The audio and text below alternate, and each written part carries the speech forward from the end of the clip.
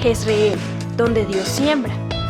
Nuestro propósito es compartir las herramientas de la palabra de Dios para formar líderes que impacten positivamente en el mundo, llevando transformación y restauración a quienes deciden poner su confianza en Cristo Jesús.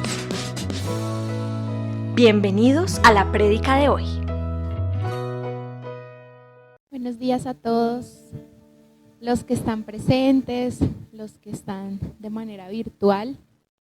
Los queremos dar la bienvenida a otro día que estamos listos y preparados para adorar y alabar al Señor. Vamos a iniciar este día pidiéndole al Señor que nos llene de su gracia, agradeciéndole porque tuvo misericordia de nosotros y nos permitió tener vida, estar llenos de vitalidad, tener salud, tener una voz que nos permita fuertemente decirle al Señor gracias por todo lo que haces por nosotros. Cierre sus ojos y haga una mirada de lo que pasó durante esta semana y agradézcale en general lo que Dios hizo por su vida. Agradézcale porque usted estuvo bien, porque Dios le permitió tener las herramientas para pasar por medio de los obstáculos. Agradézcale a Dios porque le permitió tener sus sentidos para estar cerca de su familia y disfrutarlo. Y dígale al Señor, y gracias también por los momentos de esta semana que fueron complicados, Señor, porque fue una oportunidad para aprender, para crecer, Señor, para cambiar comportamientos de mi vida y seguir perfeccionándome, Señor, en ti. Dele gracias al Señor por esta semana. Agradézcale por su misericordia, porque Dios nos mira con ojos de amor.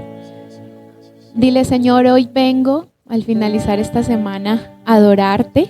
Por eso vine aquí, vine a adorarte, vine a cantarte, Señor, porque tú le has puesto a la humanidad canciones para poder acercarnos más a ti, para unirnos a las voces de los ángeles que te cantan constantemente, y nosotros sacamos este tiempo, Señor, para eso, para cantarte con el corazón, para poder glorificar lo que tú eres, para exaltar tu nombre, para decir, Dios, tú eres hermoso, tú eres mi Padre, tú eres mi proveedor, tú eres mi fortaleza, mi roca, lo que me sostiene.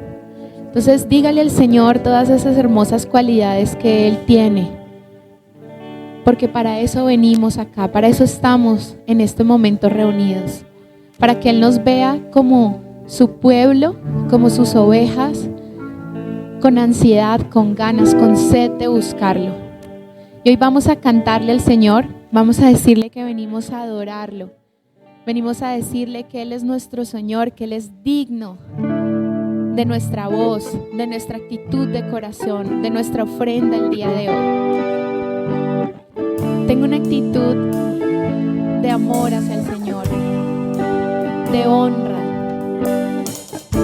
Póstrese delante del Señor, postre su corazón, regálele este tiempo al Señor y dile, Dios, que sea hermoso para ti, que tú te sientas feliz, Padre.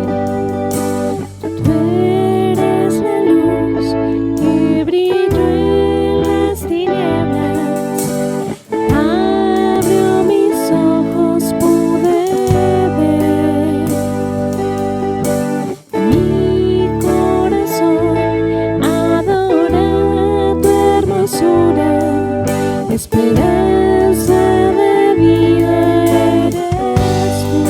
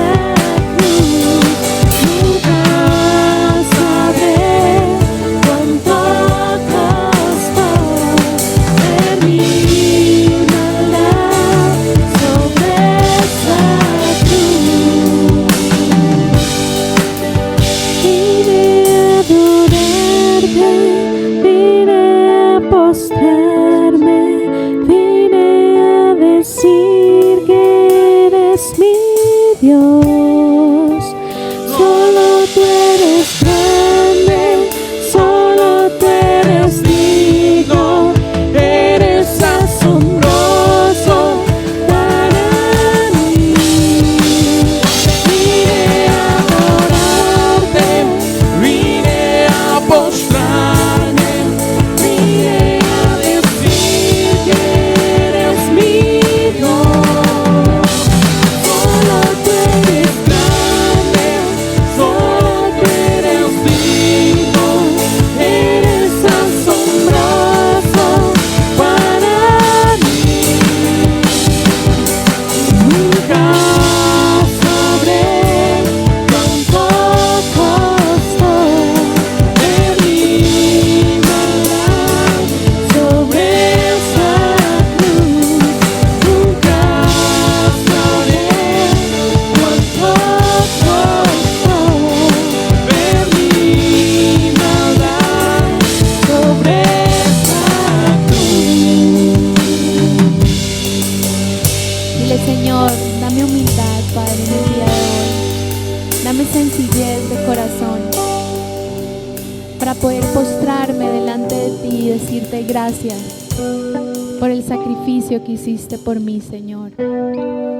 Porque no lo puedo olvidar, Dios. Tiene que estar presente en mi vida para vivir una vida de eternidad en la tierra, Señor. Para construir las grandes cosas que tú esperas de mí para un futuro contigo, Señor.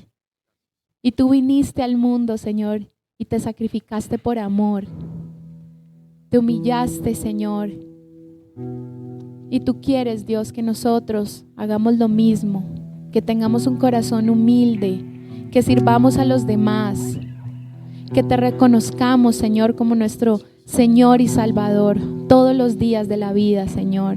Y que podamos con libertad venir a adorarte, venir a exaltar tu nombre, venir a decirte que tú eres nuestro Señor, que tú eres grande, que tú eres digno, que tú mereces todo, Señor, que tú mereces nuestro corazón entero, nuestra disposición entero, Señor, nuestro servicio para ti y para los que nos rodean, Señor. Permítenos ser, Dios, dignos de estar en tu presencia, en tu templo. Permite, Señor, que esta alabanza te llene de alegría y que sea una ofrenda linda para ti, Señor. Dile, Dios, hoy vengo a cantarte fuerte, hoy vengo a aplaudirte, hoy vengo, Señor, a levantar mis manos, a adorarte, Señor, a estar cerca de ti, porque eso es lo que quiero, eso es lo que mi corazón anhela, eso es lo que mi espíritu viene a buscar, Señor, todas las semanas. Dile, Dios, regálame de tu energía, que mi cuerpo entero, Señor, te adore,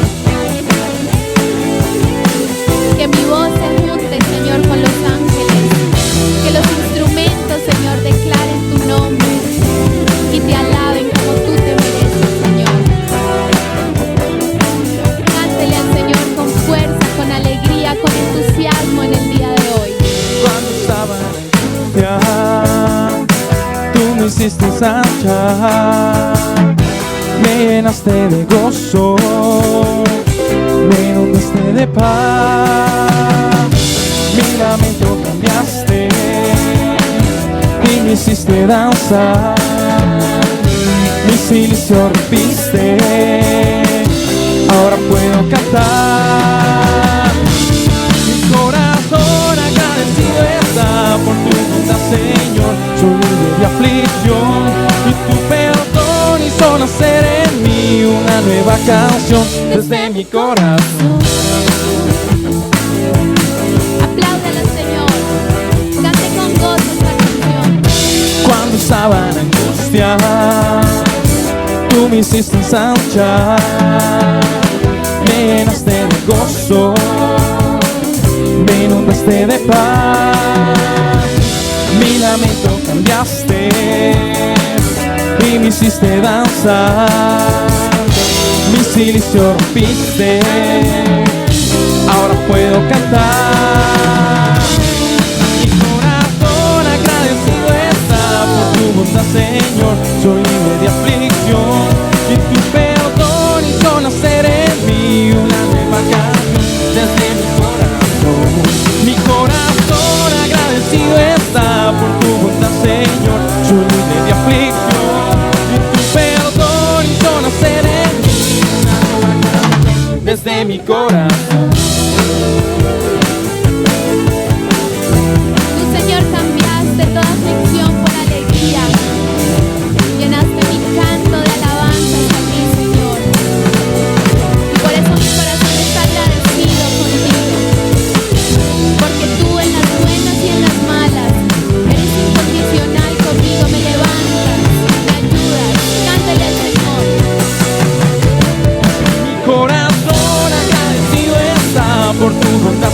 Señor, soy libre de aflicción.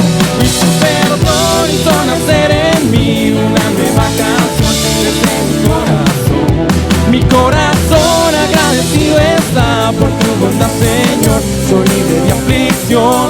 Y tu perdón hizo nacer en mí una nueva canción desde mi corazón.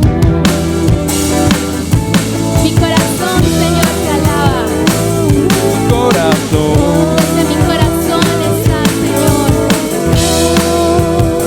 desde mi corazón, Que mi espíritu, Señor, se junte al tuyo. desde mi corazón, Que mi alabanza sea un espacio para acercarme a ti, Señor. desde mi corazón. Un aplauso al Señor. Dile, Dios, yo quiero que mi corazón esté alineado al tuyo. Que yo pueda reconocerte cada día como eres tú, Señor, mi Rey. Vamos a cantarle al Señor que tú eres el Rey de mi corazón. Tú eres el Rey de mi vida, Señor. Tú habitas en medio de mi casa, de mi familia. Tú habitas, Señor, en medio de esta iglesia. Tú habitas, Señor, en medio de esta alabanza. Dígale, Señor, tus obras son asombrosas. Y por eso tú eres mi Rey. Te declaro Rey de mi corazón y de mi vida en el día de hoy, Señor. Cuán asombrosa, soy Dios, tus obras, nadie como tú, nadie como tú. Te proclamamos, soberano, nadie como tú,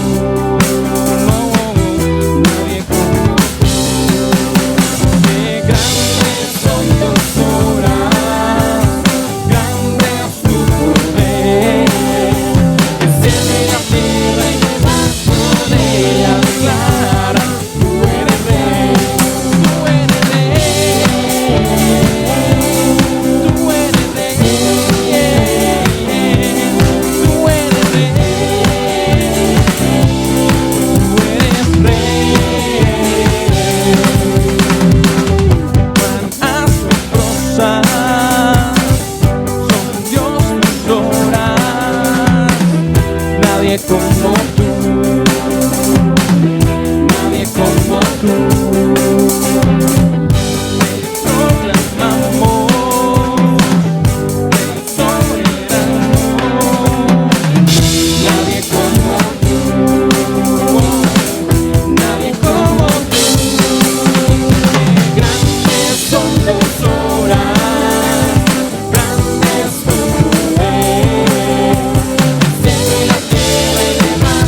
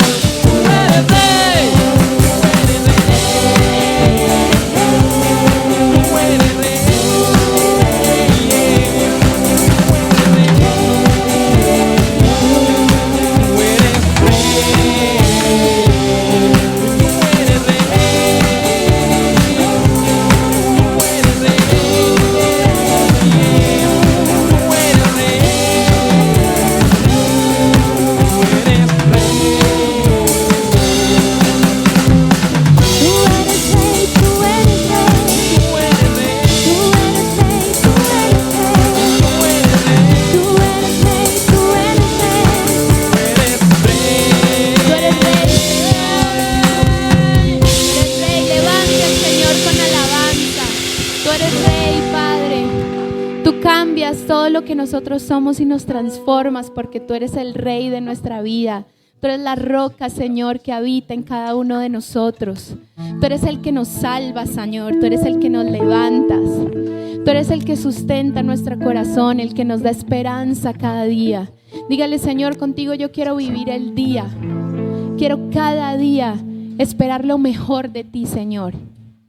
Quiero tener las herramientas del Espíritu Santo para seguir y continuar y tener esperanza, Señor, y creer en la promesa que tú nos llevas en perfeccionamiento, Señor, que tú nos ayudas a crecer en espíritu, que tú nos alimentas diariamente, Señor. Y por eso con esta canción yo quiero decirte, Señor, que tú me levantes, que tú me salves cada día, que yo pueda experimentar una vida contigo diaria, con propósito, con guía de ti, Señor. Quiero escucharte. No hay nada que me pueda alejar de ti, Señor, ni personas, ni lo oculto, Señor.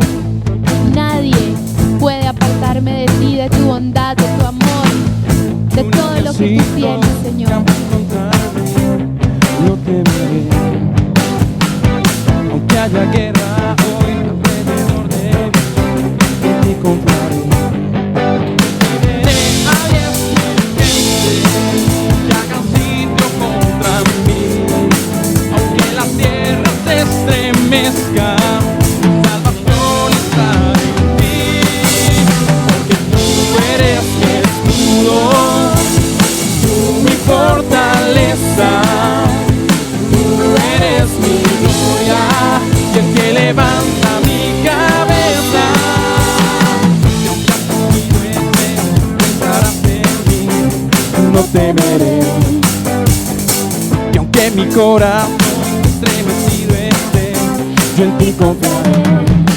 No temeré a ningún hombre que se junte contra mí. Tú eres mi Dios, mi fortaleza. En ti, porque tú eres mi escudo, tú mi fortaleza, tú eres mi gloria, el que levanta mi cabeza, porque tú eres mi escudo, tú mi fortaleza, tú eres mi gloria, y el que levanta mi cabeza.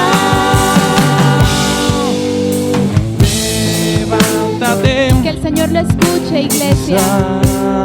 Dígale fuerte que lo levante y que lo salve. Levántate. Ven y sálvame, Señor. Sálvame una vez más. Levántate y sálvame. Levántate y sálvame, porque tú eres mi escudo, mi fortaleza, tú eres mi gloria y el que levanta mi cabeza. Tú eres mi escudo, mi fortaleza, tú eres mi gloria y el que levanta mi cabeza. Levántate y sálvame. Levántate y sálvame.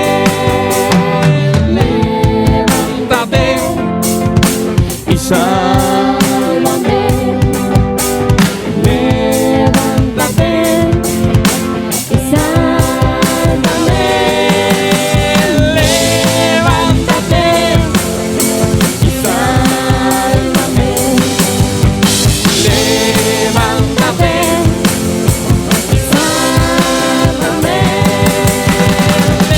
Levántate y sálvame.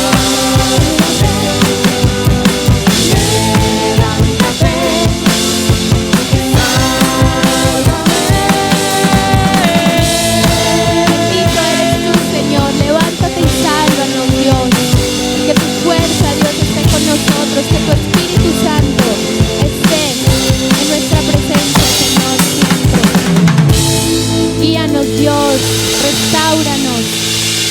Yo le quiero invitar ahora que usted encuentre una persona con la que va a orar en este momento, mientras cantamos esta última canción. Y vamos a interceder como hace una buena iglesia. Ore por la persona a su lado, por sus necesidades, por sus retos de esta semana, por propósitos que usted quiere que Dios cumpla en su vida, o simplemente agradeciéndole por las cosas que el Señor hizo en usted. Sin pena, todos venimos acá a lo mismo, a estar en la presencia del Señor, apoyarnos como iglesia, ayudarnos unos a otros, interceder los unos por los otros. Y el Señor dice que Él nos escucha en el silencio y responde nuestra oración. Y si 2 o más personas oran con el mismo propósito, Él escucha nuestra oración. Por eso vamos a unirnos en oración mientras le cantamos a Dios. Que Él, en medio de la presencia, Él declara restauración en nuestra vida. Que Él nos levanta. Porque cuando cantamos esta canción vamos a decirle al Señor que no hay nadie como Él.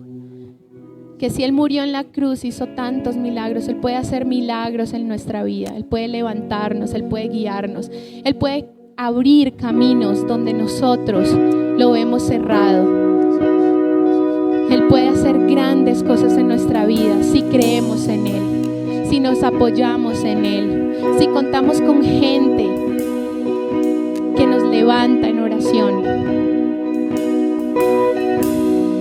Cántele al Señor esta canción y ore por su hermano que está a su lado. En reposo, en silencio sé que tú eres Señor. Al estar en tu presencia sé que hay restauración.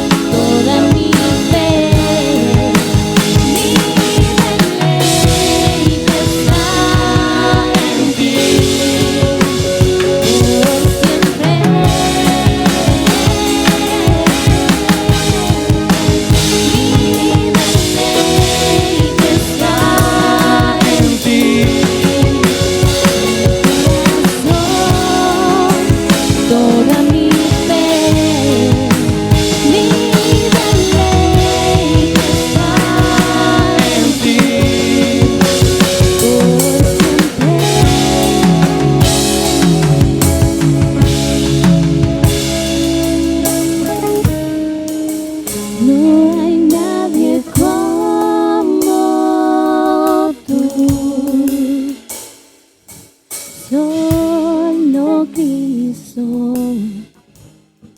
Moriste por mí en la cruz. Viviré para alabar. Gracias, Dios, porque tú escuchaste y escuchas nuestra oración. Porque nuestro amor puede pasar, Señor, fronteras. Puede pasar a través de este medio virtual, puede pasar a través del abrazo, Señor, de nuestros hermanos en Cristo en este día, Señor, de nuestros amigos, compañeros.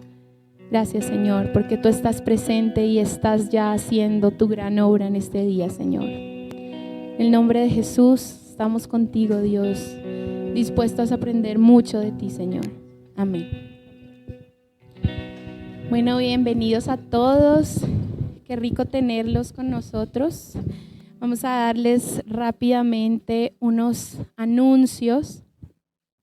Como ustedes saben, tenemos todos los días nuestra alborada de lunes a viernes de 6 a 6:30 de la mañana, un momento para interceder, para orar, para levantarnos con Dios cada día.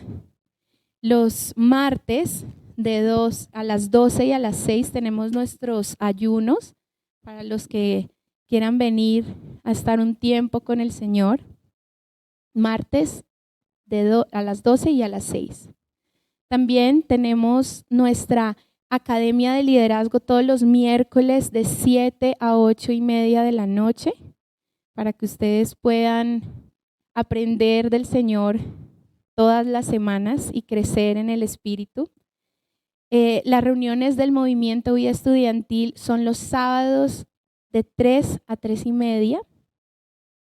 Tenemos también después las Olimpiadas del Arca de Noé. Tenemos normalmente la reunión de Arca de Noé que son para los niños, pero en este tiempo estamos en un evento especial llamado Olimpiadas y se está realizando también los sábados en la tarde. También tenemos un encuentro especial este viernes 23 de septiembre a las 7:30 de la noche. Vamos a tener un encuentro de parejas donde todos están súper invitados y se llama La receta para un matrimonio feliz. Entonces, qué rico venir a que nos cuenten esa receta. También, como ustedes saben y están reunidos en este momento, nuestras reuniones familiares que se realizan todos los sábados a las 5 de la tarde y los domingos a las 10 de la mañana. Y por último, los invitamos a todos los profesionales que vamos a tener un encuentro especial el 15, 16 y 17 de octubre y este congreso va a costar 320,000 pesos para todos los que quieran participar. ¿Listo? Entonces los dejamos aquí con Osvaldo. Que tengamos todos un bonito día. Buenos días. ¿Cómo amanecieron? Bueno, por ustedes vale la pena la madrugada de venir o no. Y aquellos que están en su casa, pues bueno, también sean bienvenidos y disfrutamos de este tiempo que Dios nos permite tener juntos. Ayer tuvimos el primer encuentro de intercesores. Nuevamente todos los intercesores de alborada, de ayuno o de los viernes en vigilia. Vamos a tener una vez al mes un encuentro presencial de intercesores. Y queremos invitarles a todos y cada uno, porque si algo anhelamos es que la iglesia sea una iglesia de intercesión, ¿no? Sabemos que no son épocas fáciles y lo que tenemos que hacer es orar porque Dios nos permita tener una respuesta. Esta fue nuestra reunión del día de ayer. Bueno, bienvenidos y metámonos en el tema. Venimos trabajando acerca de los planes que Dios tiene para nosotros. Jeremías 29:11 dice que Dios tiene buenos planes para darnos al fin lo que esperamos. Ninguno de nosotros puede planear algo mejor que lo que Dios puede tener para nosotros. Y creo que ninguno de nosotros planea cosas que nos hagan daño, nos afecten o afecten la vida de otras personas. Así que la mejor expectativa que usted tenga de su vida, Dios tendrá siempre cómo superarla. Por eso es mejor, pues, de alguna manera darle prelación a los planes de Dios que a los nuestros. Ahora, no siempre es fácil, porque el descubrir los planes de Dios, decíamos, es un paso a paso, es un día a día, es cada momento y cada circunstancia. Eso no se trata de tener un mapa desde el principio y poder recorrer el camino con la certeza de lo que el mapa nos indica, sino más bien una dependencia de Dios y en la medida en que vamos avanzando, Dios nos va hablando. Por eso decíamos en Eclesiastés en el capítulo 11, que quien espera condiciones perfectas jamás hará nada. Nosotros no podemos esperar tenerlo todo claro, tenerlo todo seguro, tener todas las respuestas a todas las preguntas, sino que vamos avanzando. Y allí en ese capítulo 11, en el versículo 6, dice que no dejemos de sembrar. Hablemos de no dejemos de hacer todo aquello que tengamos que hacer, porque no sabemos, al final de cuentas, qué semillas son las que van a germinar. O como lo dice ahí, de pronto todo aquello por lo que hemos trabajado puede ser igualmente cosechado. Hablábamos de la vida impredecible que tenemos actualmente. Es muy impredecible la vida. Todo puede cambiar en un momento, todo puede dar un giro, pero siempre hemos aprendido que las dificultades son la mejor escuela. Es el proceso muchas veces de aprendizaje. A veces el dolor en la vida queremos evitarlo, pero el dolor forma parte del crecimiento.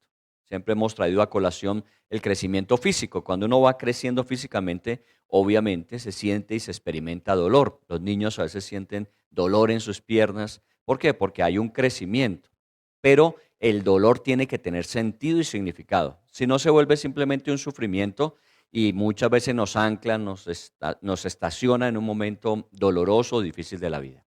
Y decíamos que finalmente todo depende de las decisiones que uno tome. Habíamos hablado de David y de Saúl en el primer tema y decíamos que de alguna manera lo que definió los diferentes futuros que tuvieron cada uno de ellos fue sus decisiones. Saúl duró muy poco tiempo siendo rey y en ese poco tiempo desafortunadamente vivió más para sí mismo, para hacer todo lo que él pensaba mejor.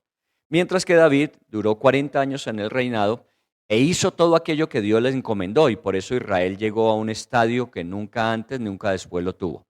Así que siempre será un asunto de decisiones. Sabemos, pero tenemos que actuar conforme lo que sabemos y eso implica decisiones. De David habíamos dicho 3 cosas importantes. 1, cuidar el corazón. David cuidó su corazón. No dejó que nada lo afectara, nada lo dañara. Sobre toda cosa, como dice Proverbios, guardó su corazón. También desarrolló sus habilidades, capacidades, talentos, recursos que Dios le dio. Aprovechó cada circunstancia para desarrollarlo, para finalmente depender de Dios y que Dios fuera abriendo camino. El tercer elemento es ese, es que Dios estaba con él en cada uno de sus caminos. Por eso fue un hombre que prosperó en todas las cosas. Eso hablando de un hombre que se dispuso para Dios. Pero hablábamos la semana pasada de un hombre que en su comienzo nada dispuesto estaba. Por el contrario, fue un perseguidor de la iglesia. Entonces hablamos de la primera parte de Saúl, de Saulo. De alguna forma Pablo comenzó su caminar a la luz de su propia perspectiva. En el libro de Corintios nos habla de todas las cosas que había logrado hacer. Era un fariseo circuncidado al 8º día, era un guardador de la ley, irreprensible, él mismo dice. Y de alguna manera todo eso lo había calificado para ser una persona de una posición social sobresaliente. Tenía autoridad y poder del gobierno religioso de Israel para perseguir todas aquellas amenazas que se pudieran presentar contra el judaísmo. Y ahí lo encontramos, camino a Damasco con esas condiciones de vida, pero desafortunadamente para él, en su caminar, de forma, digámoslo, sincera pero equivocada, se encuentra con Jesús. Y Jesús habla a Pablo y le dice, Saulo, Saulo, ¿por qué me persigues? Y él responde, ¿quién eres? No conocía a aquel a quien perseguía y desde ese momento comienza una historia en la vida de Pablo. Y decíamos, Dios puede cambiar la vida de una persona 180 grados. Pablo iba en una dirección completamente opuesta a lo que Dios quería para él. Lo que hizo Dios fue encauzarlo nuevamente. Y esto es lo que hemos dicho siempre. Uno tiene siempre que estar dispuesto a decir, Señor, ¿qué quieres que yo haga? La mayoría de nosotros seguramente lo que planeamos es cosas buenas. Vivir una vida buena, tener una familia buena, hacer un buen trabajo, tener unos buenos elementos de comodidad, de bienestar. Siempre pensamos en las cosas buenas, pero es que Dios piensa no solamente en lo bueno, sino en lo que cumple un propósito. Muchas veces tenemos cosas que son buenas, pero no son útiles. Nosotros nos acostumbramos a llenarnos de cosas que son buenas. Uno va y lo revisa y son muy buenas, pero no son útiles. Entonces lo que Dios necesita no solamente es que seamos buenos, sino que vivamos conforme a un propósito. Y eso es lo que hemos venido trabajando. Así como vimos 3 cosas en la vida de David, vimos también 3 cosas importantes en la vida de Saulo al comienzo. Fue llamado a oración. 3 días estuvo sin poder ver, en oración, en ayuno y recibiendo visión. Recuerdan que él en esa posición de oración y ayuno, recibió la visión de que Ananías vendría a visitarlo y le diría lo que Dios tenía encomendado para él. Así que de alguna forma siempre es guardarnos en el diario andar y Dios va revelando el camino. Pablo estaba esperando, el Señor le habló y comenzó un proceso. Habíamos quedado en el capítulo 11 del libro de los Hechos. Decíamos en el capítulo 11:25, si ustedes me acompañan ahí, dice: después fue Bernabé a Tarso para buscar a Saulo y hallándole le trajo a Antioquía. Ahí habíamos quedado cuando hubo un avivamiento más allá de la frontera de Israel. Ya estamos en Antioquía de Siria, una ciudad hacia el norte, y hasta allá por la misma persecución habían llegado los cristianos y habían estado evangelizando, primero a judíos y luego a griegos. Y de alguna forma todo esto empezó a generar un despertar espiritual en Antioquía. Y allí fue enviado Bernabé para que supervisara y para que direccionara lo que estaba pasando. Cuando Bernabé llegó en el capítulo 11 y nos cuenta que llegó a Antioquía, vio lo que estaba sucediendo y pensó inmediatamente en cómo capitalizar. Porque muchas veces uno se queda como dice, con mucha espuma y poco líquido. Entonces, lo que sabía Bernabé era que había que aprovechar ese momento y poder encauzar con edificación, con enseñanza, lo que en ese momento la gente estaba percibiendo. Y entonces fue y buscó allí a Pablo. Por eso dice, fue Bernabé a Tarso. ¿Cuánto tiempo había pasado? En el capítulo 9, en el versículo 30, nos dice que los hermanos lo habían enviado allá. Recuerden que lo habían intentado matar en Damasco, lo habían intentado matar en Jerusalén, y finalmente el lugar más seguro para Pablo era Tarso. Allá fue donde fue a buscarlo Bernabé. ¿Después de cuántos años? 14 años. O sea que estamos hablando de un tiempo que se requiere para algo que Dios tenía en la vida de Pablo. ¿Por qué Dios no usó a Pablo inmediatamente? Es una buena pregunta. ¿Por qué si el hombre está dispuesto, le dice, Señor, ¿qué quieres que yo haga? ¿Por qué el Señor no lo utilizó de una vez? Porque obviamente había que preparar al instrumento. Cuando una persona va a salir, cuentan la historia de un cañero en Cuba, que cuando iba a salir a trabajar cortando caña, él se demoraba siempre una hora más en salir. O sea, salían los demás trabajadores y él se demoraba una hora más en salir. Pero también regresaba una hora antes. Entonces la gente pues se incomodó con eso y pues ¿cómo es posible que si sale una hora después y regresa una hora antes le paguen lo mismo que a todos los demás? Y cuando consultaron, efectivamente se le pagaba igual que a los demás porque la cantidad de trabajo que realizaba era igual a los demás con 2 horas menos. ¿Cómo lo hacía? La hora que tomaba en la mañana antes de salir la utilizaba para afilar bien su machete. De tal forma que cuando saliera a cortar la caña con un machete bien afilado, pues obviamente era mucho más rápido y fácil. Y por eso podía acabar su trabajo en menos tiempo. Entonces, ese tiempo para preparar el instrumento de trabajo era el tiempo que le permitía economizar ese esfuerzo adicional. Eso es lo que Dios muchas veces hace. Dios trabaja en nosotros y muchas veces toma tiempo para prepararnos, para utilizarnos en las cosas que Él quiere. Muy bien, veamos un poquito y preguntémonos un poquito acerca de la educación. La mayoría de nosotros hemos pasado por procesos educativos desde que estábamos en los 5 años. Hoy día es de los 2 años. Pero en nuestra época era más o menos desde los 5 años, ¿no? Hoy a los 2 años ya los niños lo están mandando para, no sé si es guardería o, ¿cierto?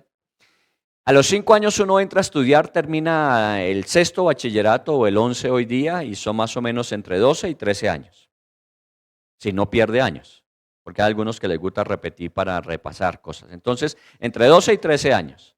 Luego uno sale a hacer una carrera profesional. ¿Cuánto puede durar una carrera profesional? 4 a 6 años, digamos 5 años promedio. ¿Está bien? Una carrera profesional. Se especializa más o menos unos 3 años de especialización y finalmente ya está listo para salir a trabajar. ¿Cuánto tiempo ha pasado?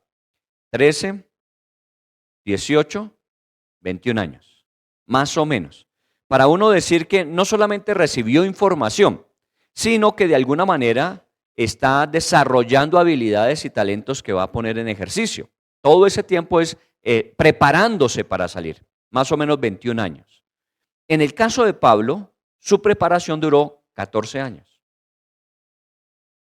¿Por qué? Porque él tenía todo un bagaje anterior, pero estaba mal capitalizado. Así que Dios empezó a hacer un proceso de reestructuración.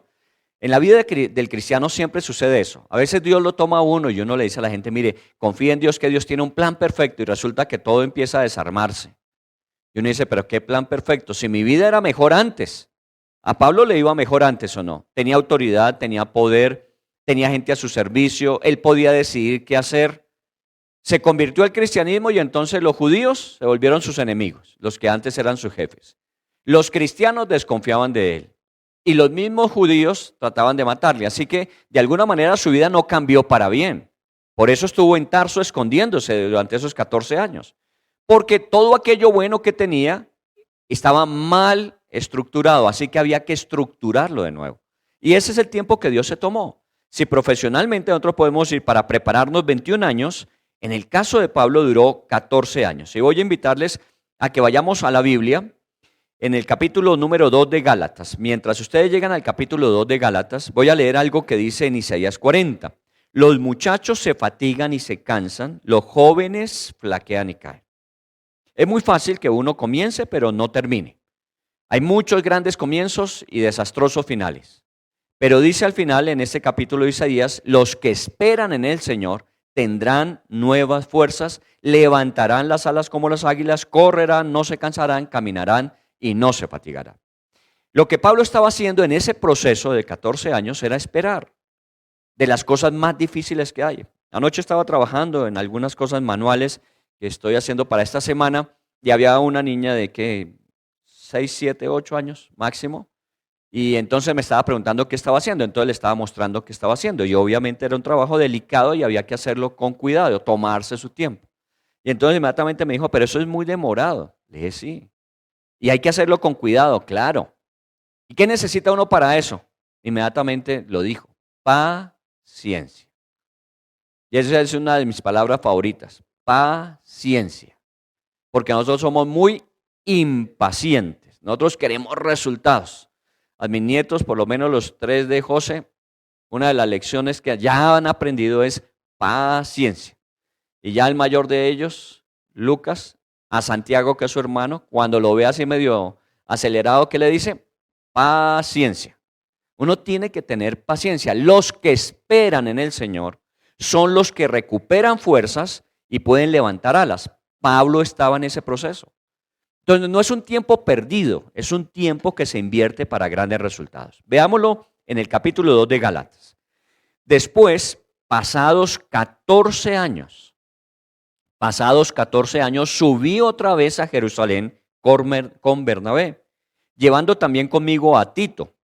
Pero subí según una revelación y para no correr o haber corrido en vano, expuse en privado a los que tenían cierta reputación el evangelio que predico entre los gentiles. Miren que comenzó Pablo en Damasco recibiendo una visión, la visión de Ananías que venía a orar por él, porque estaba en oración, porque estaba en ayuno.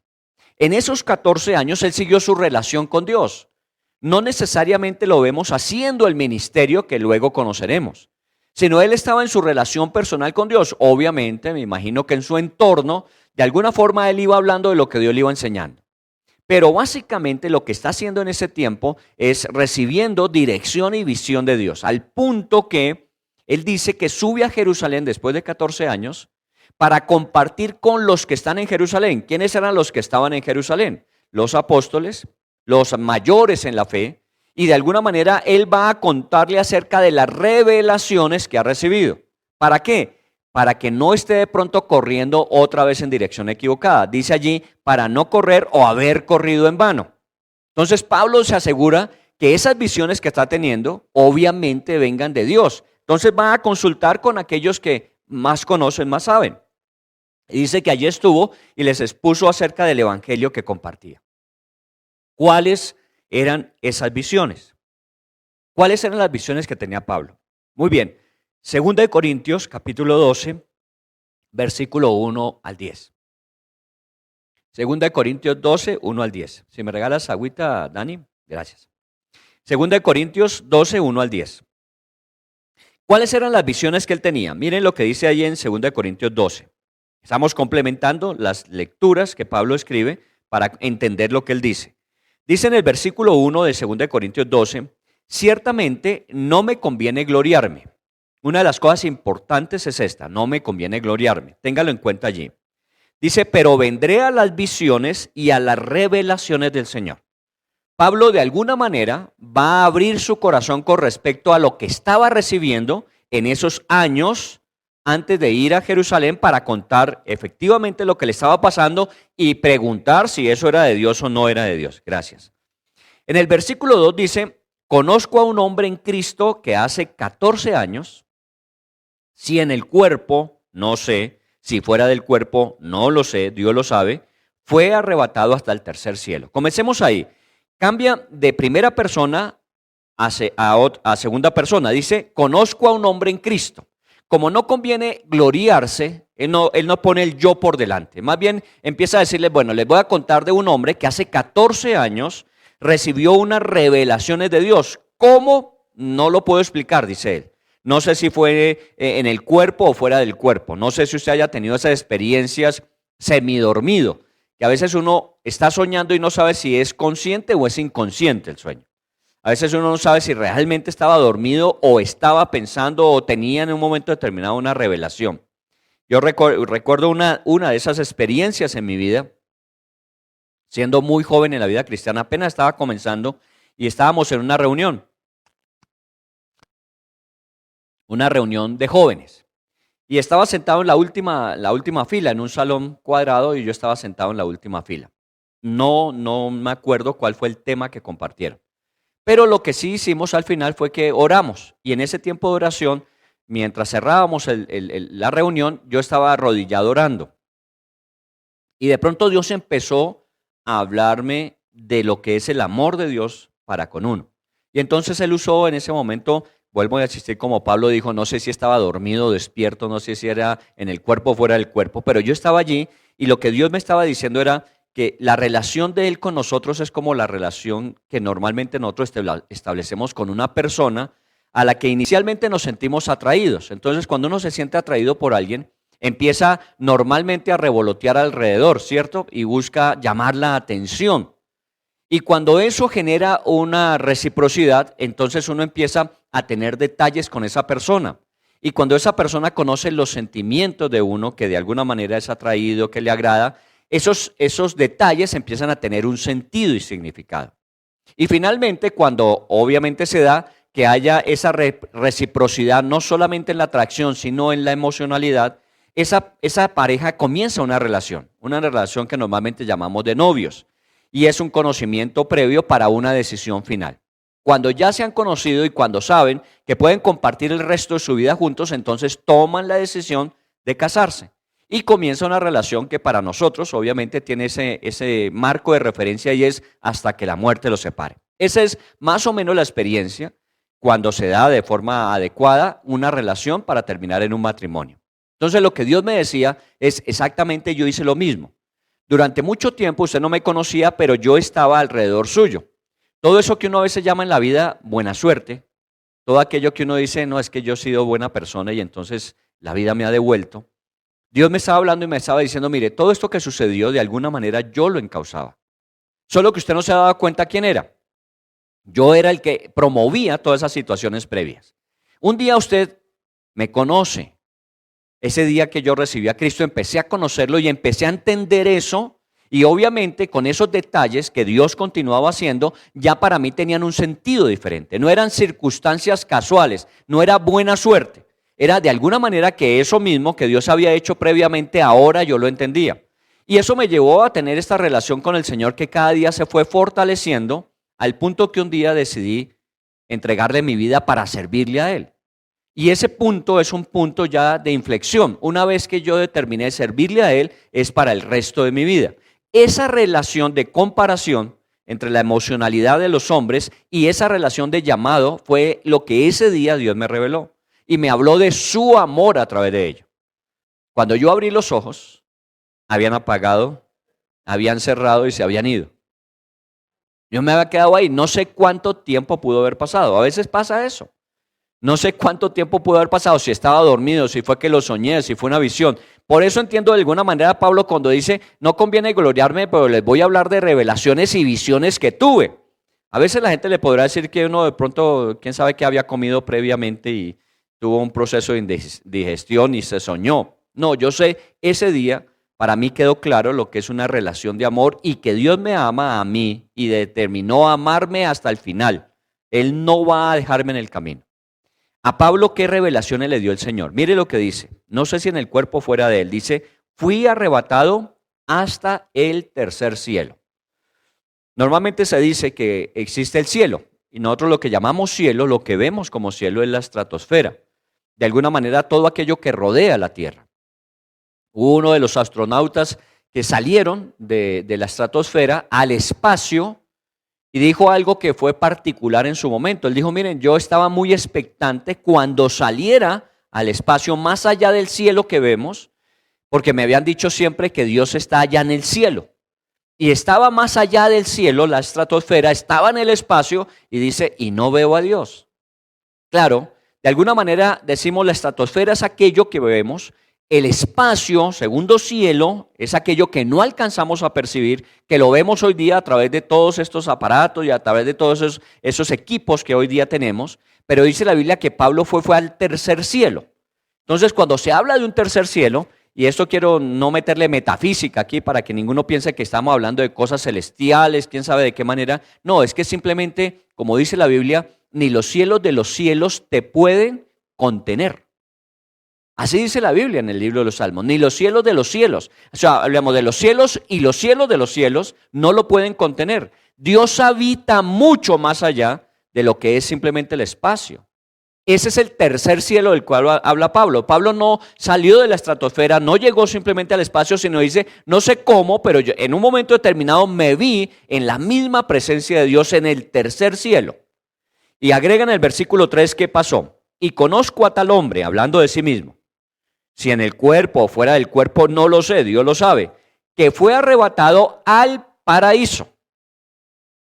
Otra cosa bien interesante, porque nosotros conocemos el paraíso o Edén, como lo llamamos en el libro de Génesis. Un lugar ideal donde Dios había creado todo para beneficio, para suplirle todas las necesidades al hombre y que el hombre tuviese una relación directa con él y se beneficiara de todo lo que Dios había colocado a su disposición. Ese es el paraíso, ese es el lugar ideal, un lugar que no tiene mejora. Y dice él, y yo en un momento determinado en ese lugar me encontré en el paraíso. ¿Qué estaba viendo Pablo? ¿Qué estaba percibiendo Pablo? Bueno, no nos da mucha explicación. Dice simplemente era un lugar como seguramente fue el Edén en su comienzo. Y era una visión o una revelación. No lo sabemos. Y luego dice en el versículo 4 que fue arrebatado al paraíso donde oyó palabras inefables que no le es dado al hombre expresar. Y vio tantas cosas que de alguna manera no supo cómo decirlas, cómo expresarlas. Así que si usted coge las cartas de Pablo y las lee y de eso se beneficia porque hay muchas cosas edificantes. Él dice, y fuera de eso recibí más que no es posible comunicarlas, que no sé cómo expresarlas. Bueno, es muy parecido a lo que Juan, el escritor del libro de Apocalipsis, escribió cuando vio toda la revelación de Dios acerca de los tiempos. Hay muchas cosas que Juan las describió comparándolas con lo que tenía, porque obviamente estaba hablando de los años venideros, de los siglos venideros. ¿Cómo iba a describir él de pronto todo esto que nosotros vemos desde el campo, desde el punto de vista armamentista? Él no podía imaginar y describir cómo sería eso en su momento, pero de alguna forma usó palabras que seguramente no dan todo el contenido de lo que estaba percibiendo. Así le sucede a Pablo con estas visiones y revelaciones. Dice, y me dieron cosas que fueron imposibles de expresar. Y agrega en el versículo 5, de tal hombre me gloriaré, pero de mí mismo en nada me gloriaré, sino en mis debilidades. ¿Por qué traigo a colación este pasaje? Porque de alguna forma una de las cosas que más necesita Dios tratar en nuestras vidas es el orgullo. El orgullo es el primer pecado. Si usted va a revisar el libro de Ezequiel, al revisar el libro de Isaías, cuando se da el origen del pecado, que ese origen tiene obviamente un contexto celestial, cuando Luzbel, el ángel más bello, el ángel más hermoso, el de más autoridad, el que tenía toda capacidad y el que tenía todo talento, un día dijo, pondré mi trono al lado del de Dios. Dios lo había creado y lo había creado de tal forma que perfecto no era, porque el único perfecto es Dios, pero era de tal manera tan bueno que lo único que le faltaba para ser igual a Dios era simplemente sentarse a su lado. Y eso fue lo que él pensó. La Biblia dice que Luzbel pensó, ¿por qué yo no puedo poner mi trono al lado de Dios? Yo tengo belleza, tengo poder, tengo autoridad, tengo habilidad, tengo tantas cosas, ¿por qué no ponerme al lado de Dios? Y ahí comienza el problema, el orgullo. El orgullo había sido creado, pero su orgullo lo llevó a pensar que él podía ser igual a. Y eso hoy día lo estamos viendo y se ha vuelto una costumbre. El hablar mucho de lo que somos, de lo que tenemos, de lo que alcanzamos, de lo que logramos. En eso está fundamentado mucho la naturaleza del hombre, en su propio orgullo.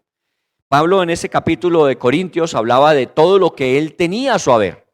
Conocimiento, capacidad, autoridad, poder, posición, tenía todo. Y de eso se valía. Eso era su gran riqueza. Pero de alguna manera él entiende que todo eso que él tenía no era en lo que debía gloriarse. Que usted lo tenga, muy bueno.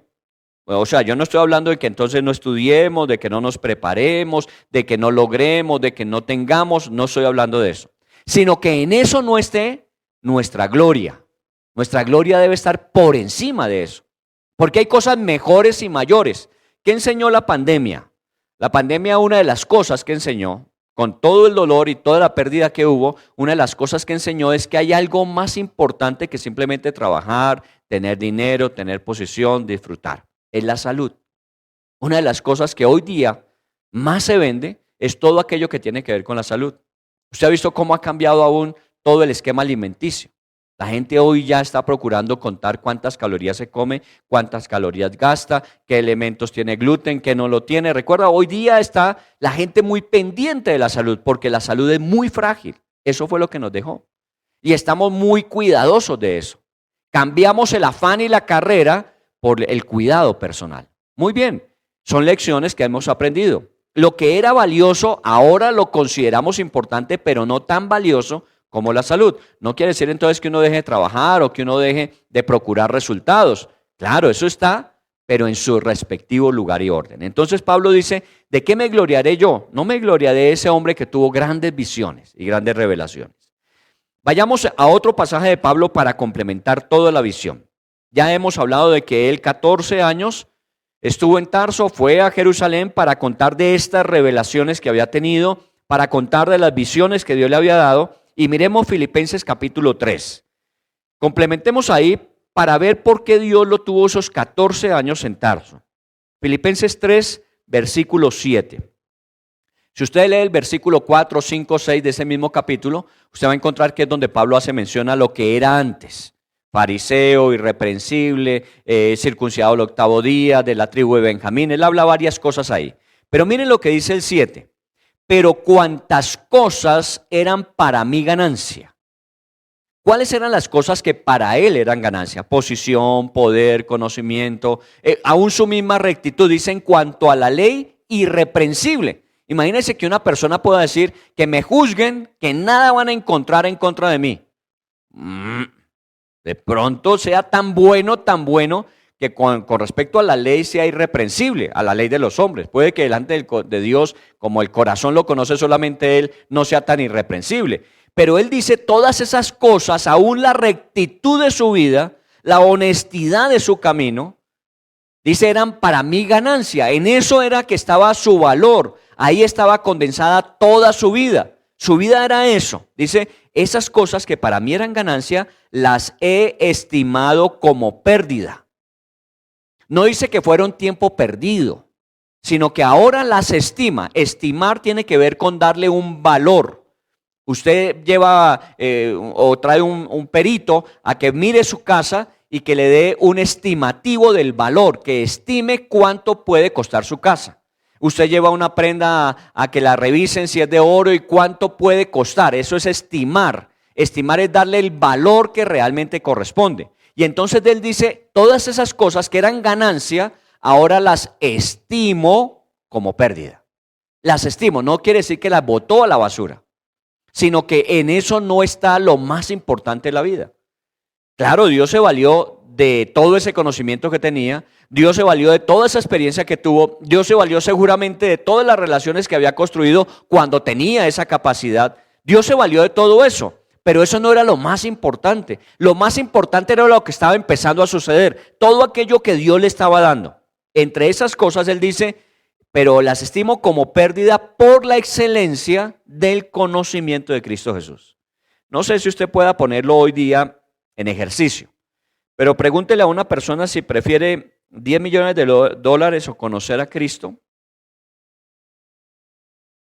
Y seguramente le va a decir que los 10 millones de dólares y si le queda tiempo conocerá de Cristo. ¿Por qué? Porque conocer de Cristo, pues todo el mundo sabe y conoce. No, estamos hablando de una relación de la que Pablo tuvo, una revelación donde él puede decir, estuve, vi, recibí revelaciones que no me es posible comunicar. ¿Le gustaría a usted tener eso a cambio de 10 millones? Bueno, mejor quedémonos con los 10 millones. ¿Por qué? Porque somos muy dados a que realmente lo que vale la pena no lo estimamos. Y a lo que no vale la pena le damos un sobrevalor. El libro de Eclesiastés se fundamenta en eso. Vanidad de vanidades, todo es vanidad. Todas las cosas no quiere decir que sean malas, sino que finalmente si les damos su lugar, esas cosas por las que nos esforzamos y corremos tanto en la vida no son tan importantes. Imagínense el privilegio de conocer a Cristo Jesús. No sé si eso para usted ya empieza a tener un sentido y significado. ¿Qué ha sido lo mejor que ha podido pasar en su vida? Una de las cosas más importantes, si no la más, es haber podido conocer de Dios y empezar a conocer a su Hijo Jesucristo. Juan 17:3 dice, esta es la vida eterna, que te conozcan a ti, el único Dios verdadero, y a Jesucristo a quien has enviado. Este ejercicio que estamos haciendo hoy, en esta mañana de domingo, cuando muchos están haciendo otra cantidad de actividades, para ellos obviamente importantes, de pronto más importantes que estudiar de Dios y conocer a Cristo, ellos consideran que este tiempo es un tiempo perdido, un domingo en la mañana. Levantarse uno y tener que ir a la iglesia, hoy día se está replanteando como algo que, bueno, si quiere hacerlo, lo hace, pero que sea importante. Yo he escuchado papás que están diciendo a esta altura del paseo, yo por qué no les insistí a mis hijos cuando eran niños que fueran a la iglesia, porque ahora que veo que sus vidas necesitan, y cuando les hablo de ir a la iglesia, la pregunta es, papá, pero si nunca hemos ido, ¿de qué nos va a servir ahora? Por eso es algo que uno tiene que cultivar desde pequeño. Y aquí estamos aprovechando de conocer de Cristo, más importante que muchas otras cosas. Sigan el versículo 8. Dice, mi Señor, hablando de Cristo, dice, mi Señor, por amor del cual lo he perdido todo y lo tengo por basura. Lo he perdido todo y lo tengo por basura. Vuelvo a insistir, no es que usted coja todo lo que tiene, todo lo que ha logrado y lo eche a la caneca, sino lo tengo por basura. No dice que es basura, sino que para él, si vamos a mirar, eso no es lo más importante. Sus títulos, sus alcances, sus logros, sus resultados, ¿valen la pena? Claro que valen la pena. Tuvo que haber esfuerzo en ello, muchas veces hasta sacrificio, pero que sea lo más importante no es lo más importante. ¿Qué es lo más importante? Dice, para ganar a Cristo. Así como me esforcé por terminar una carrera, así como me esforcé por levantar un negocio, así como me esforcé por hacer un trabajo, así me quiero esforzar por ganar a Cristo. Ahora, vale la pena preguntarse si es el mismo esfuerzo. Uno ve que la gente hace unos esfuerzos y unos sacrificios impresionantes, pero cuando se trata de Dios, eso se rebaja a la posibilidad, si es posible, si no llueve, si de alguna manera no se presenta algo adicional, pero cuando uno determina que algo es valioso, uno por encima de todo lo coloca, el tiempo personal de uno con Dios. No ni siquiera que estoy hablando de venir a la iglesia, el tiempo personal con Dios. ¿Es importante para usted? No, a veces no alcanzo, es que no le queda tiempo a uno se acuesta muy tarde, claro, viendo series, como no, se levanta muy cansado, claro, si no descansa adecuadamente. Tercero, hay que trabajar porque hay que producir, si uno no produce, ¿quién le da de comer? Bueno, yo creo que todo eso es importante, pero no es lo más importante. Confía en el Señor, administre su vida de acuerdo a los principios que le da y seguramente usted tendrá mucho más de lo que con su esfuerzo podrá lograr. Y fuera de eso lo disfrutará.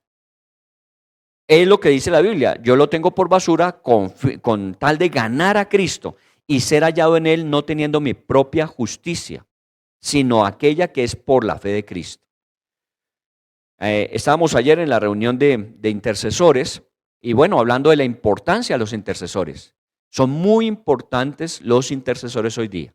son los que pueden cambiar el curso de los acontecimientos, no por ellos, sino porque Dios está buscando a quien interceda, quien busque su rostro en función de beneficio de otros. Bueno, dejémoslo ahí. Alguien dijo, yo no me considero una intercesora, yo no creo que tengo las condiciones para ser un intercesor. Mire, yo le dije, yo tampoco tengo las condiciones para estar en el cielo.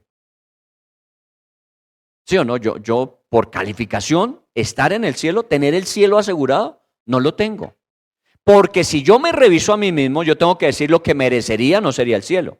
El cielo lo tengo ganado ¿por quién? Por Cristo Jesús. Lo tengo ganado es por Él, por gracia. Yo lo que estoy aprendiendo es a disfrutar de lo que ya he recibido y aprovechar de ese beneficio. Pero no es que yo esté calificando para que finalmente cuando me juzguen me puedan decir usted se lo merece. No, yo no me lo merezco. Y siempre recuerdo al viejito que estaba con su hijito en Cuba, un misionero de muchos años, y estaba con su nietecito en un carro que él tenía. Y entonces el nietecito, oyendo todas las historias de él, cómo su vida se le había dedicado a Dios todo el tiempo, le dijo, abuelito, pero si usted le ha servido tanto a Dios, yo no creo que este sea el carro digno de alguien que le ha servido tanto a Dios, le dijo. Yo no creo que usted se merezca tener este carro. Usted debía tener otra cosa, le dijo el nieto. Y el abuelito se volteó y le dijo, hijito, lo único que yo merecía era el infierno. Todo de ahí en adelante siempre será ganancia. A veces uno se cree merecedor. Y Pablo dice, yo no considero que esas cosas que tanto yo valoraba son las que de alguna manera me califiquen. Al contrario, yo quiero ser hallado simplemente en la fe de Cristo Jesús. Nosotros tenemos un valor es por lo que Cristo hizo por nosotros. Yo les he repetido, ojalá sea a ustedes algún día, ojalá no pase, pero si les pasa y les proponen un mal negocio y les ofrecen plata a cambio de algo que usted puede hacer para beneficiar a otros, pida lo que usted vale. Cuando le pregunten cuál es su precio, usted diga, yo valgo la sangre de Cristo Jesús. Si usted puede pagar eso, se lo recibo. No hay nadie que pueda dar el valor que usted tiene. Porque eso fue lo que Dios pagó por cada uno de nosotros. La sangre de su Hijo. Así que un valor tenemos, claro. Todos tienen un valor. En la Biblia siempre se habla de el hombre que valora, aún su vida. Dice que ganar el hombre si ganare todo el mundo y perdiere su alma. Hay un valor. Si gana todo el mundo y pierde su alma, lo perdió todo. Hay un valor más allá de las cosas. Pablo lo está diciendo. Yo entendí a través de todo este proceso de 14 años que lo que consideraba más valioso no es más valioso. Lo más valioso es poder ser hallado en justicia, poder conocer de Cristo, poder ser hallado en Él. Eso es lo más valioso en la vida. Por eso 14 años. Porque estamos hablando de lo que Dios estaba trabajando en él. ¿Sabe qué estaba trabajando? El nivel de humildad que se necesita. Porque una de las cosas, vuelvo a insistir, naturales en nosotros es el orgullo. Nosotros somos muy orgullosos. Y estamos acostumbrados a ser calificados por lo que tenemos, por lo que logramos, por lo que hacemos. Normalmente siempre que nos presentamos acompañamos nuestro nombre con los logros que tenemos, con la posición que hemos alcanzado. Y resulta que eso, siendo importante, no es lo que nos define. A nosotros nos define es Cristo Jesús. Por eso no importa, la Biblia dice que usted considera a los demás como superiores a sí mismos. Así que de alguna manera bájese al nivel que usted necesita estar. Ninguno tenga más alto concepto de sí. Pablo podía salir dándose el lujo de decir, yo lo sé todo, yo lo conozco todo, yo lo puedo todo, yo he sido una persona formada para esto. Y el Señor le dice, no, tienes que aprender a que vamos a partir de ceros. Porque lo que tú considerabas ganancia no lo es. Vas a aprender a apreciar otras cosas. Y Pablo dice, lo entendí. Ya lo que para mí era ganancia, ahora lo estimo como pérdida, por amor del conocimiento de Cristo Jesús. Muy bien, partamos de eso porque de eso se trata esta mañana y vamos a hacer un ejercicio con ustedes.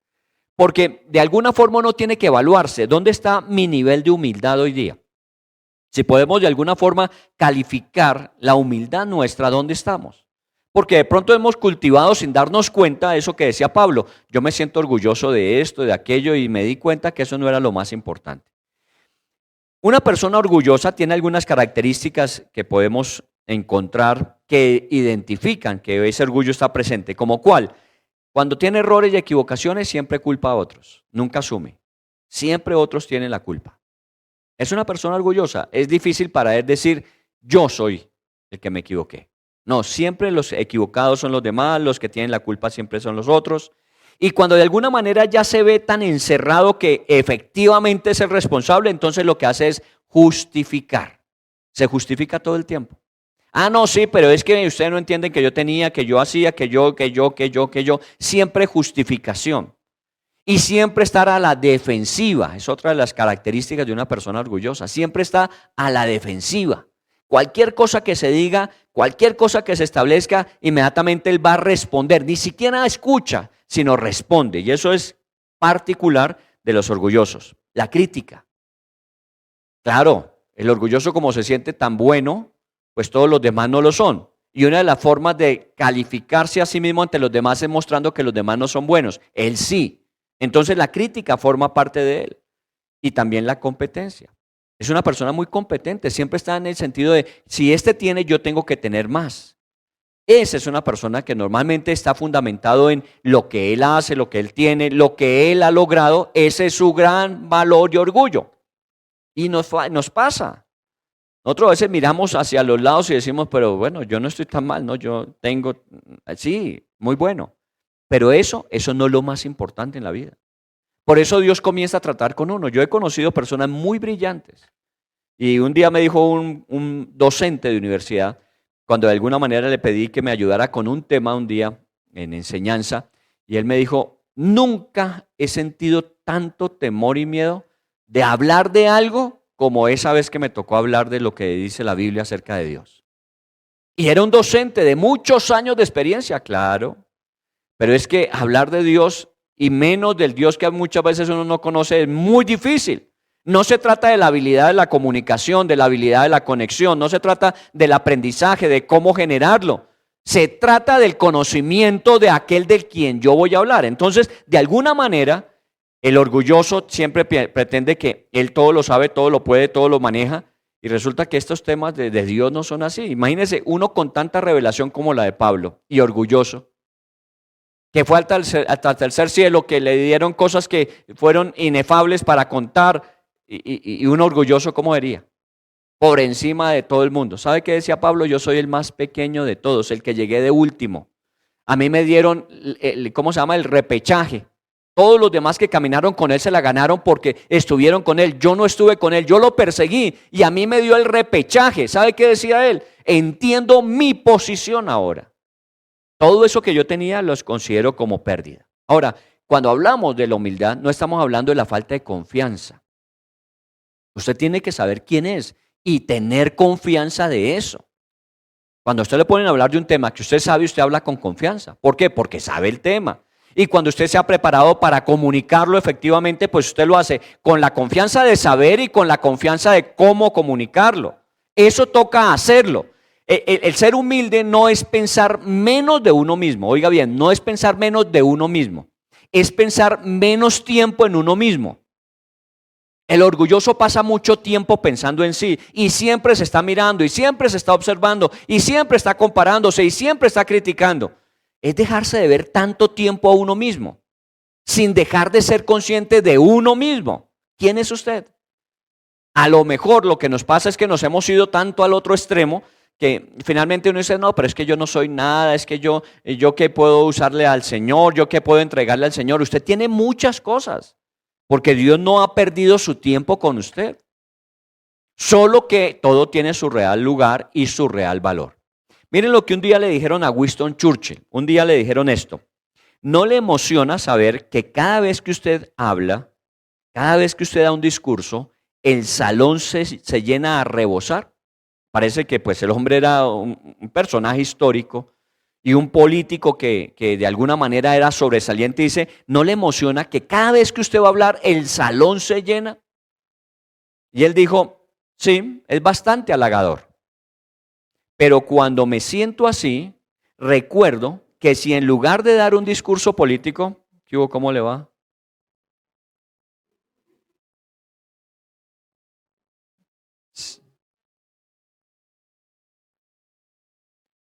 Era para traer la dueña. Bienvenida. Entonces dice, es bastante halagador, dice, que cuando yo voy a hablar se llena el lugar, bastante halagador, pero cuando me siento así, recuerdo que si en lugar de dar un discurso político me estuvieran ahorcando, la multitud sería el doble. Él la tenía clara. Pues claro, está lleno porque voy a hablar. Pero si se tratara de juzgarme, seguramente sería el doble de la gente que estaría, ¿o no? Claro, siempre habrá. Es que uno no puede ser pepita de oro que a todo el mundo le caiga bien. A algunos le caerá bien y seguramente eso lo halagarán. ¿Y los que le caen mal qué? Seguramente lo criticarán. Y eso es algo que uno tiene que llevar en la vida siempre. Y él lo tenía muy claro. Entonces, el justo equilibrio. Sé quién soy, pero también sé que me falta aún. Sé hasta dónde me ha llevado Dios y sé qué falta que Dios haga en mi vida. Todavía hay mucho que se puede hacer. Esa es la humildad. La humildad es el reconocimiento de lo que soy, pero también de lo que aún me falta por hacer. Vayamos a un ejercicio que vamos a hacer, si Soledad me ayuda. Soledad está por ahí, gracias. Ajá. Gracias. Entonces, vamos a hacer un ejercicio. Cada uno de ustedes va a recibir una hoja donde vamos a hacer un escaneo individual, personal. Esto no es para compartirlo, no va a tener que dar resultados a nadie. Usted y el Señor. Vamos a ver 7 preguntas, vamos a darle un 7 y después vamos a ver otras cosas adicionales. 7 preguntas para escanear el nivel de humildad. Pablo durante 14 años estuvo trabajando con eso y cuando sale dice, todo lo que era para mí ganancia, ahora lo estimo como pérdida. Miren las preguntas para escanear y conocer el nivel de humildad. Este es un trabajo que se hizo de forma profesional. Esto no es que nosotros nos inventamos estas preguntas. Esto se usa en las empresas para aún ayudar a los ejecutivos a que tengan un concepto adecuado de sí mismos. Primero, ¿tiende usted a creer que lo sabe todo? ¿Tiende usted a creer que lo sabe todo? A veces nosotros tomamos esa actitud en la vida, ¿no? Yo no tengo nada más que aprender. Ya todo lo que había por aprender ya lo aprendí. Entonces uno se vuelve más bien crítico de quien habla. Cualquiera que sea el tema que usted se siente a escuchar, siempre será para criticar, no para aprender. ¿Por qué? Porque usted cree que todo ya lo sabe. Segundo, ahí tiene uno que contestar sí o no. ¿O qué nivel? Sí, a veces o de pronto nunca. ¿Tiende usted a pensar que debería estar al mando? ¿Tiende usted a pensar que debería estar al mando? Sobre todo cuando tenemos personas que están en autoridad que nos dirigen. Y cuando empiezan a actuar, de pronto uno internamente está pensando así, ¿no? Si yo estuviera en su lugar. Es que si yo fuera, yo lo que haría, empieza uno a pensar que uno debería estar en el mando. ¿Cree algunas veces que las reglas no se aplican a usted? Como usted está por encima del bien y el mal, entonces las reglas no son para usted, las reglas son para todos los demás, pero usted está por encima. ¿Cree usted que algunas veces las reglas no se aplican para usted? Mire esta. ¿Cree que no debería usted fallar? ¿Cree que usted no debería fallar? ¿Cuántas veces uno se da golpes de pecho todo el tiempo? Es que si eso es más bruto, es que yo, ¿por qué hice eso? Es que yo, siempre centrado en que yo no me puedo equivocar. Yo tengo que ser perfecto, no me puedo dar el lujo de equivocarme. ¿Usted piensa que no debería fallar? ¿Tiende a creer que puede realizar las cosas sin ayuda de nadie? ¿Tiende a creer que usted puede hacer las cosas sin ayuda de nadie? La sexta, ¿cree que es usted mejor que otros que tienen menos talento o posición? ¿Cree usted que es mejor que otros que tienen menos talento y menos posición? Por el hecho de usted tener una posición mayor o por el hecho de tener unas habilidades o unas destrezas mejores, desarrolladas, ¿usted es mejor que los demás? Y la séptima, ¿cree que es usted tan importante o más importante que la organización? Eso lo hacen a nivel de las grandes empresas.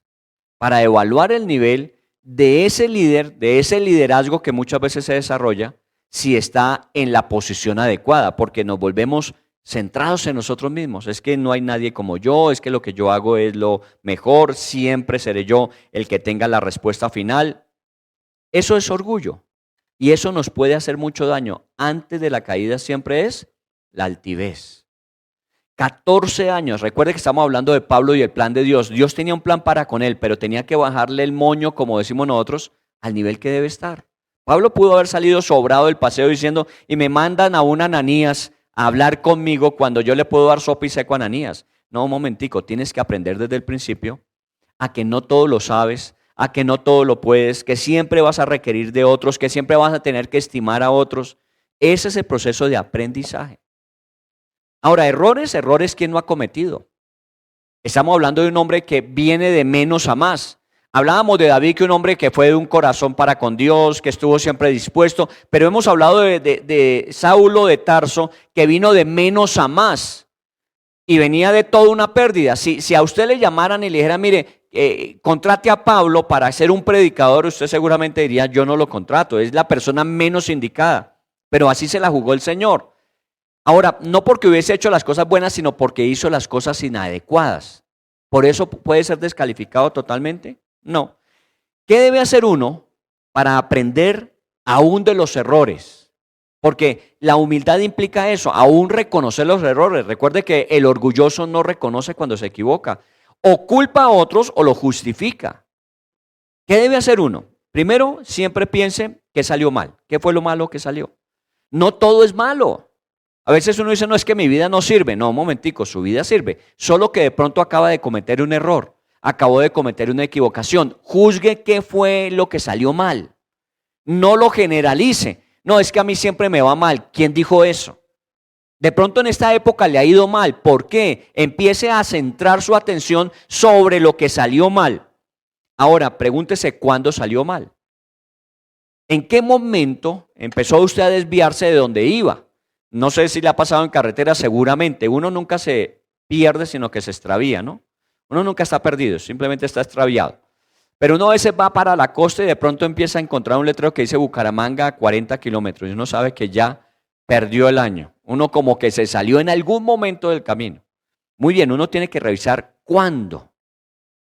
Y seguramente usted va a detenerse y va a preguntar. Y entonces le van a decir, no, es que hace como media hora usted tomó una desviación equivocada. ¿Cuándo fue? Porque uno tiene que ir al punto donde salió esa divergencia, ese desviarme del camino por donde iba. Uno tiene que volver ahí. Y es la tercera pregunta, ¿dónde?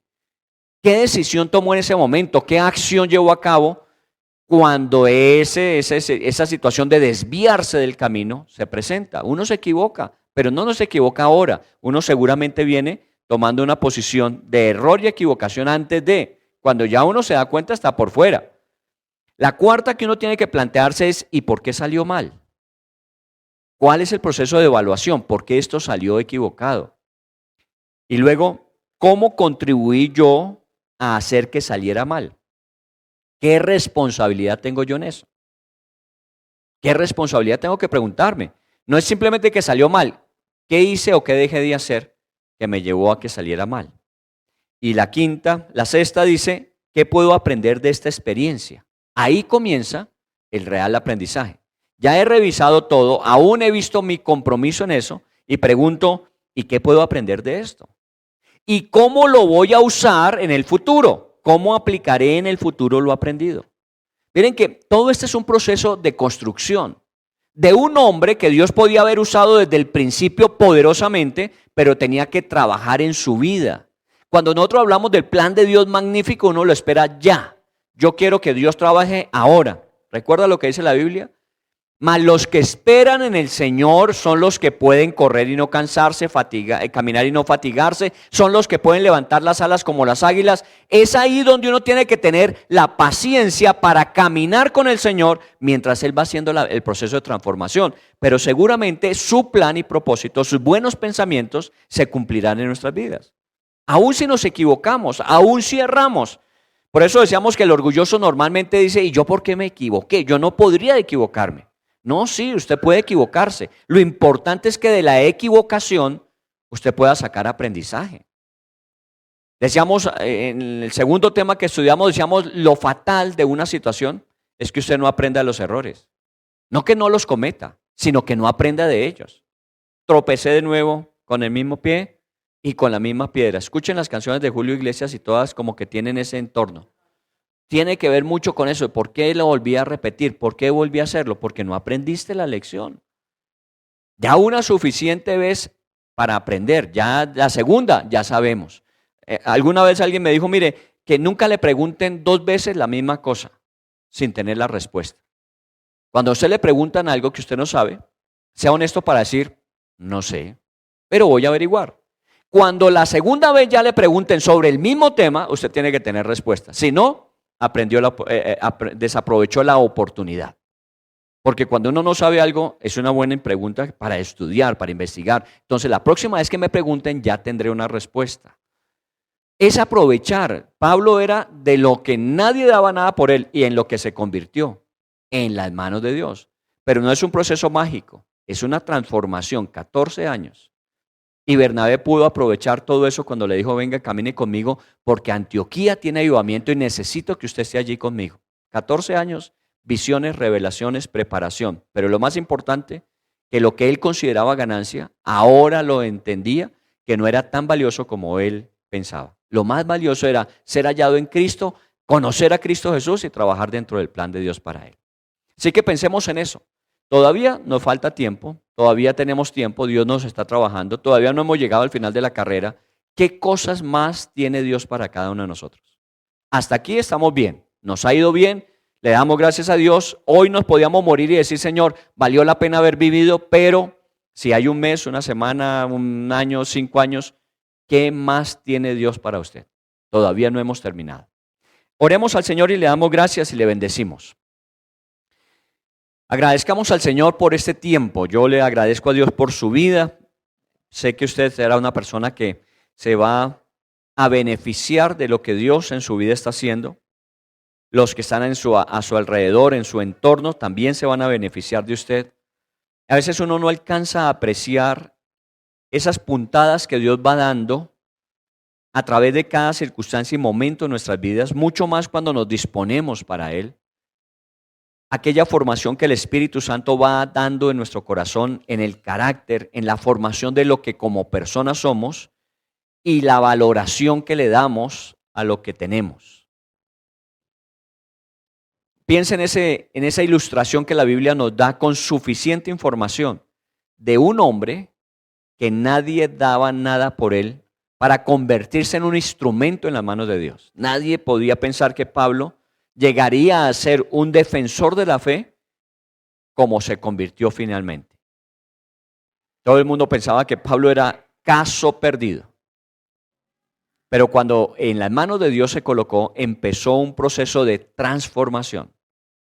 Y empezó Dios a desarrollar su plan en la vida de Pablo.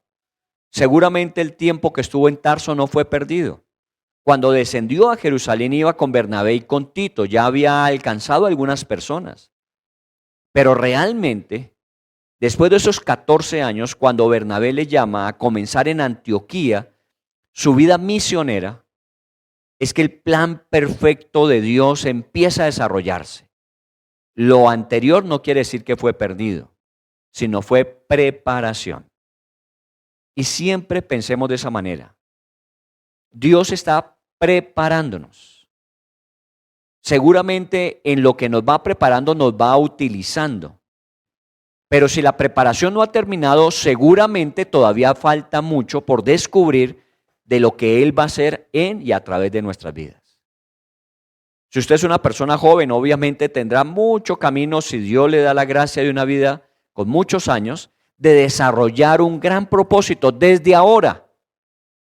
Si de pronto hemos recorrido gran parte de la vida y ya estamos empezando a ver el ocaso de la vida, no importa, con más razón, porque tenemos no solamente el conocimiento, sino la experiencia. Y en la experiencia tenemos el mejor aprendizaje que muchas veces vino a través de una situación dolorosa, difícil o costosa. Y todo eso es lo que hoy somos. Cuando hablamos de que Dios estaba trabajando el orgullo para llevar a Pablo a ser un hombre humilde, porque ese es el punto de partida, no era que todo fuera malo en su vida, sino que todo tenía su lugar, lo que él consideraba más importante. No era más importante que esas visiones, revelaciones y todo eso que Dios iba a darle.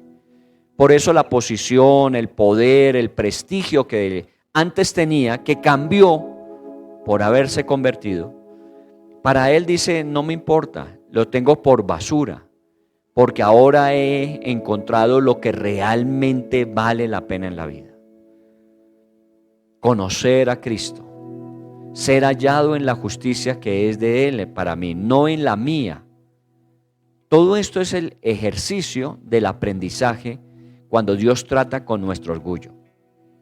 Recuerden, no es pensar menos de nosotros, es pensar menos tiempo en nosotros. No se trata de nosotros la vida, se trata de Dios y lo que Él quiere en nosotros hacer. Por eso cuando nos arrodillamos y le decimos, Señor, yo quiero ser la persona que tú quieres que yo sea, yo quiero vivir aquello que tú me pides que yo haga, esa es la mejor decisión y es el tiempo mejor invertido. Porque Dios, ya lo hemos dicho en 2 ocasiones con Pablo, cuando comenzaba y 14 años, Dios va dándole visión y revelación, va mostrándole el camino por donde debe andar. Dios coloca en nuestra mente muchas veces imágenes, ideas, coloca en el corazón un sentir. Solo que a veces nosotros no le damos el valor que eso tiene cuando estamos en oración. Cuando le hemos pedido a Dios, muéstrame, Señor, indícame, dame de alguna manera la percepción de lo que tú tienes. Dios lo hace, porque Él quiere dirigirle en aquellas cosas que de antemano ha preparado. Que no se queden allí esperando y nunca haber llegado a ese lugar, sino Él quiere encauzar nuestros pasos, nuestro caminar hacia ello. Por eso es bueno y es importante cada mañana decirle, Señor, yo quiero ser la persona que tú quieres que yo sea y quiero hoy hacer lo que tú tienes preparado para mí. Y así cada día, cada semana, cada mes y cada año. Hasta que pues o vayamos a su presencia o Él venga por nosotros. Pero es un proceso de desarrollar ese plan que Dios tiene en nuestras vidas. Démosle gracias a Dios porque hay muchas cosas buenas en el mundo. Hay muchas cosas buenas, pero ninguna de ellas supera lo excelente que Dios tiene para nosotros. Ninguna de ellas. Pablo al final de su camino llegó a la conclusión de que él había corrido su carrera, había peleado su batalla y había guardado la fe. Jamás se arrepintió de la decisión que había tomado. Aunque pudo que en el momento en que enfrentó a los discípulos, enfrentó a la iglesia y la iglesia no confiaba en él, no esperaba nada de él, él se hubiese sentido como si la decisión hubiese sido errada o equivocada. Pero cuando termina su carrera dice que ahora me está esperando la corona de justicia que Dios da a los que le aman. Él sabía que había valido la pena. Su vida y mi vida valen la pena. Aunque de alguna manera todavía nos falte mucho por el proceso y de aprender y de ser transformados y a través de las equivocaciones ver cómo Dios las utiliza para moldear nuestra vida. Sabemos que nuestra vida siempre será mejor en el mañana que lo que fue en el ayer. Ore al Señor y dígaselo. Yo sé que tienes cosas mejores para mí. De pronto usted ha logrado gran parte de lo que se había propuesto en esta vida. A lo mejor ya a la altura del caminar suyo usted puede decir, yo tengo a mi haber tantas cosas que me permiten tener de algún nivel de satisfacción. Bien, muy bueno. Si así ha sido, agradezca a Dios. Pero que haya alcanzado todo, que ya sea perfecto o perfecta, no. Así que todavía queda algo más que Dios tiene para usted.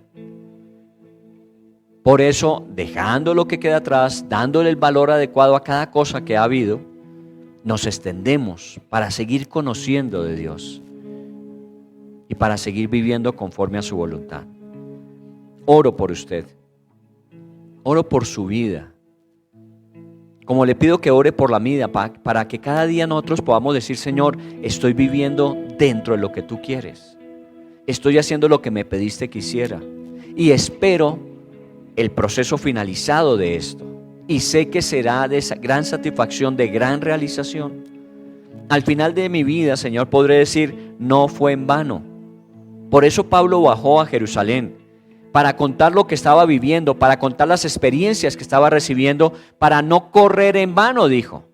¿Qué tal terminar uno una carrera y saber que esa no era la dirección en la que debía correr? Por eso uno tiene que revisar todos los días, Señor, ¿voy por el camino correcto? Permíteme evaluarme. Estas preguntas que dejamos hoy para que usted se lleve es para que uno evalúe qué nivel de humildad he alcanzado, qué me falta por alcanzar, o qué aprendizaje he tenido aún de mis errores y equivocaciones.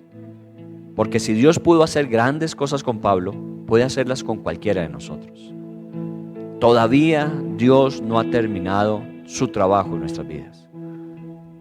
Bendito seas, Señor. Te doy gracias por cada uno y te doy gracias por lo que estás haciendo y por lo que terminarás de hacer. Señor, ayúdanos a ver con tus ojos, poder contemplar lo que nosotros, nuestros ojos físicos no alcanzan. Es lo que tú harás, cómo transformarás. Lo que no alcanzaron a ver en Pablo cuando él se presentó allí en Jerusalén recién convertido, no lo veían como podía llegar a ser. Lo que tú podías hacer en su vida, si así hubiese sido, seguramente le hubiesen dado una recepción mayor, mejor, más adecuada. Pero la iglesia estuvo prevenida con él. Pero tú insististe en su vida y gracias que él se dispuso para que tengamos de él tantos escritos a través de los cuales nos das tu conocimiento, Señor. Bendito seas por cada uno, bendito por cada una.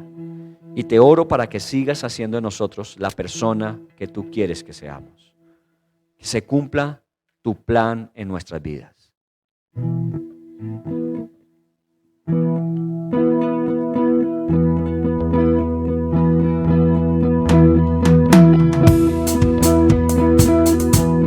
Digámoselo al Señor y cantemos antes de irnos, llevándonos en el corazón la bendición de Dios para esta semana y dejando en sus manos los resultados de la semana que pasó, lo que hicimos, lo que no alcanzamos, lo que quedó pendiente.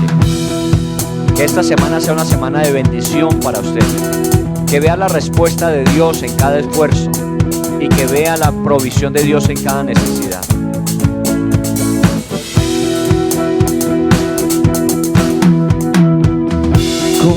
Humildad y sencillez a ti, Señor, me acercaré. Es por tu amor que soy feliz para decir con todo mi corazón. Te amo a ti, no hay más que decir. Mi vida es la prueba de mi amor por ti.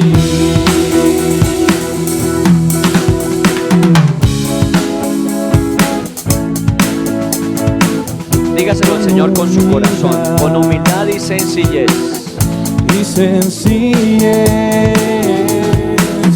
Vengo a ti, Señor, me acercaré. Así es, Señor, quiero aprenderlo. Es por tu amor, es por tu amor, Señor. Que soy feliz para decir con todo mi corazón, te amo a ti, no hay más que decir. Mi vida es la prueba de mi amor. Te amo a ti, no hay más que decir.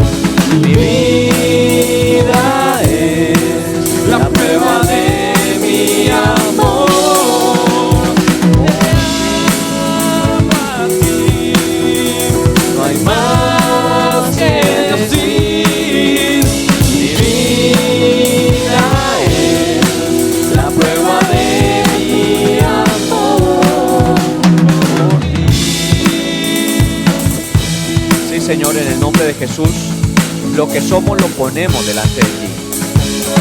Lo que has hecho de nosotros hasta el día de hoy lo disponemos para ti. Pero sigue, Señor, sigue construyendo en nosotros el carácter de Jesús. Sigue haciendo de nosotros esa persona que tú quieres utilizar. Sigue desarrollando en nosotros esas capacidades, habilidades y cualidades que vas a utilizar en beneficio de otros también. Permítenos, Señor, que cada día el plan tuyo se cumpla, que nuestra realización de cada día, al llegar la noche, hemos vivido de acuerdo a eso que tú tenías. No hemos desgastado nuestra vida en cosas vanas, pasajeras, temporales, sino que estamos invirtiendo nuestra vida en lo que es eterno, en lo que no perece, Señor. Gracias te damos y te bendecimos, te adoramos. Esa es la prueba de mi amor por ti, Señor. Por eso te amo con lo que soy, te amo con lo que tengo, Señor. Pero aún anhelo más de ti en mi vida.